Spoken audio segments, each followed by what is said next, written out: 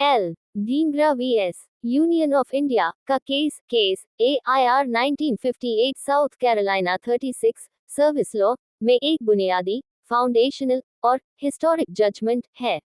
ये Indian constitution के article 311 के स्कोप को डिफाइंड करता है, जो गवर्नमेंट एम्प्लॉइज को प्रोटेक्शन देता है।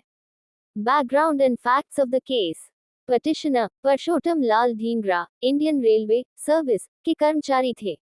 वह पहले क्लास 3 रेलवे सर्विस में थे, लेकिन बाद में उन्हें क्लास 2 के एक उच्च पद पर ऑफिशिएटिंग कैपेसिटी अस्थायी कार्यकारी क्षमता में प्रमोट किया गया। Action taken. रेलवे के जनरल मैनेजर ने उनकी सर्विस रिकॉर्ड में कुछ एडवर्स टिप्पणियों के आधार पर उन्हें बिना कोई इंक्वायरी या हियरिंग का अपॉर्चुनिटी दिए उच्च पद हायर पोस्ट से वापस उनके सब्सटैंटिव क्लास 3 के पोस्ट पर रिवर्ट कर दिया।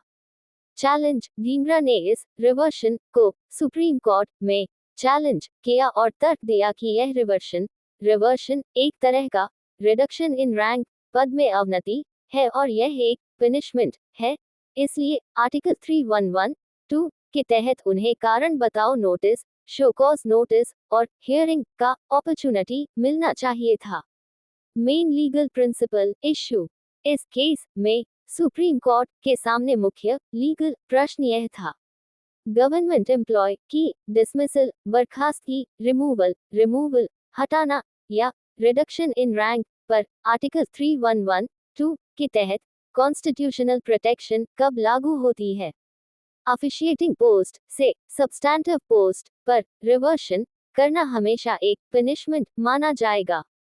Supreme Court's judgment. Chief justice SR दास की अध्यक्षता वाली बेंच ने ये हिस्टोरिक जजमेंट सुनाया और आर्टिकल 311 की इंटरप्रिटेशन की। बेसिस ऑफ आर्टिकल 311, कोर्ट ने ये स्पष्ट क्लैरिफाइड किया कि आर्टिकल 311 की प्रोटेक्शन तभी मिलती है जब सर्विस को समाप्त करने या पद को रिड्यूस करने की एक्शन पनिशमेंट के रूप में की गई हो। टेस्ट फॉर प्यूनिटिव और नॉन प्यूनिटिव एक्शन। ये तय करने के लिए कि कोई कार्रवाई दंडात्मक प्यूनिटिव है या नहीं, दोहरी कसौटी 2-4 टेस्ट स्थापित की गई। फर्स्ट टेस्ट, क्या कर्मचारी को उस पोस्ट पर बने रहने का लीगल राइट था?